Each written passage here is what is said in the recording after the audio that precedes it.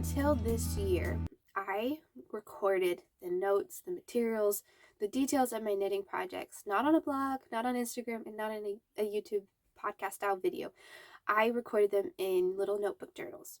And I still do that because there's just something about sitting down and writing the information about my projects and taking notes in a journal. I find the written form just I like having it when I'm finished, this booklet of all my projects that I've worked on. In some ways, it feels a little more tangible and less likely to lose, although I know it could go up in flames if something happened and hopefully we never had a fire. But if so, I could lose that information that way, but I still love having the written form in my hands versus having the information on Ravelry or on my blog post or on Instagram digitally. Um, but the only downside is I don't get to share as easily with you. So those platforms allow me to share my knitting projects, and hopefully you learn with me. And as I work on those projects, things, maybe mistakes I made or materials I really enjoyed, and things you can then use in your own knitting projects or your own things you're making. But I thought it would be fun to sit down and kind of take you to my old knitting journal and show you the new one I've just recently started. I filled up pretty much, I think it's completely full, my old knitting journal, and I am filling a new one. And I wanted to share with you the old one and kind of compare, I guess, what I'm doing differently in this new one. And maybe just it will give you some ideas for if you would like to set up your own knitting journal. I would highly encourage you. It's just really enjoyable, and it's a beautiful little thing to look through when you're done filling it up. And I often pick up my old knitting journal that I'm about to show you, and I'm like, wow, I almost forgot about that project, but thankfully it's all recorded in that notebook. The only other thing I wanted to say is I will be linking in the show notes a video done by Knits and Burls. She has a wonderful podcast. I very much enjoy watching her and hearing what she's making. But she put together a video tutorial on how she set up her knitting journal. And it was very informative, and I took a lot of ideas out of her video. So I'm going to link that below for you. All right, let me show you. So here are my knitting journals. This is my first knitting journal, at least the first knitting journal that I remember ever having, and it is pretty much full now. And this is my newest knitting journal that I am just starting to fill up. I'll show you some more in that in a moment. Well, I'm going to open up this one real quick and just kind of share with you how I use my knitting journal and some things that I'm doing differently in this new one now. Maybe it'll give you some ideas for if you are either have a knitting journal and are wanting some ideas on how to fill it and organize it. And also, maybe it'll give you an idea to start your own knitting journal if you don't have one. I really enjoy recording my projects this way. So this is, first of all, a knitting journal. This specific journal, I think, was just picked up at Target. I was probably a young teen when I started this journal, and I think my mom had just picked up a pack of these from Target. And so this is the one I picked out to use, and I filled it with my knitting projects. I just made a little intro. Obviously, you don't have to do that. I haven't actually looked in this in a while, and this is funny because I haven't actually looked at this much before I opened it for this video, and I'm having flashbacks to, I haven't thought about this blanket in years. I knit a moss stitch blanket in this Line brand yarn, and it was this like ice baby blue color, and yeah, so that's what I would do is I would just write the size, I would write the yarn, I would write the time it took me to complete, where I got the yarn from, any notes, and needle size. I just tried to think of the information that I would want to know years later, especially if I wanted to like re-knit something. And like with this blanket, I wasn't actually using a pattern, so I included the stitch count that I casted on, the rows, and so actually with this information I'm looking, I could, unless I'm missing something, I could basically make a replica of this blanket. I did not include gauge. I wish I had done that. But I'm going to go a little quicker through the rest. I've got somebody's foot measurements. I've got my very first, this blanket is not my first blanket, but it is probably the one that is still being used the most. We have it on our couch. It's quite beat up, but it's still being used. And I have here some notes on, I think I was calculating stitch counts for a sock, it looks like.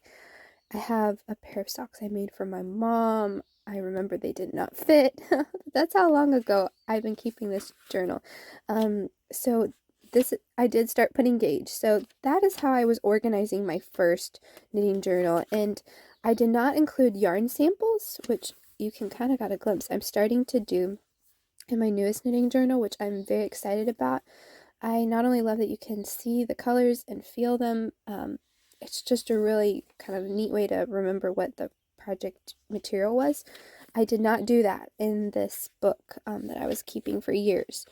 I did start to include some yarn samples later on, so I'm going to skip ahead. And you can see I was keeping this up to 2021, and this was actually the sample kind of inspiration pair of socks I knit that inspired the Virginian pine socks knitting pattern that I designed. It's now on Ravelry. This was the pair that I was playing around with colorwork patterns and made for my dad. And you can see I included some yarn samples, but what I did was I just kind of did figure eights around my finger with the yarn. This is Retrosaria Mundum, and I taped it. And what I found was this made if I had done this for all my knitting projects, you can see very quickly this would have been a very like bulky, hard to close book. So I did not do that very much. And it was also a place to color for some people and do math, but that is kind of how I organized. It became a coloring book at the end, I see. But that was how I organized my very first knitting journal. This is the newest knitting journal that I have just started, and I am starting to fill up with projects that I'm working on in 2023. I don't think any of the projects in here are from before that. And let me share with you what's inside. But before we get inside this knitting journal, I told you the other one was from Target. This one specifically, it does not have washi tape on it. I put that on to make it prettier, in my opinion. But this came in a pack. So these are like cardstock. They're pretty flimsy, but they're still sturdy enough. Stitched along the side, cardstock journals that have the dotted page. And it came in like a pack of, I want to say like maybe 20 or a number of these journals, and we just ordered them from Amazon. We were using them in our home to, if someone was taking a course or reading a book and they wanted to take notes, or for me, I'm now using it as a knitting journal. They're just super flexible in terms of how you can use them. So I was using this as a naturally dye notebook. I naturally dye with plant materials, and this was where I was taking all my notes while I was in the process. I just taped that off so that I can access that later on, but I can use it as a knitting journal now, so I wanted to give this a new purpose. So the first page in my knitting journal so far is a planning page. I have here a different columns. So I have a pattern column, a yarn column, a column, excuse me, that's who I'm actually knitting for, and notes on that. Any notes I want to make on what I'm planning, or say if it's a sock, I want to know the shoe size of the person, those kind of details. And yes, I'm covering up because this is a surprise and I didn't want to reveal it. But this is really something I'm looking forward to having in this knitting journal. I did not have it in my first one because I sometimes am asked by specifically family members if I can knit them a certain, like a sock or certain item, and I will forget a lot of times if I don't write it down.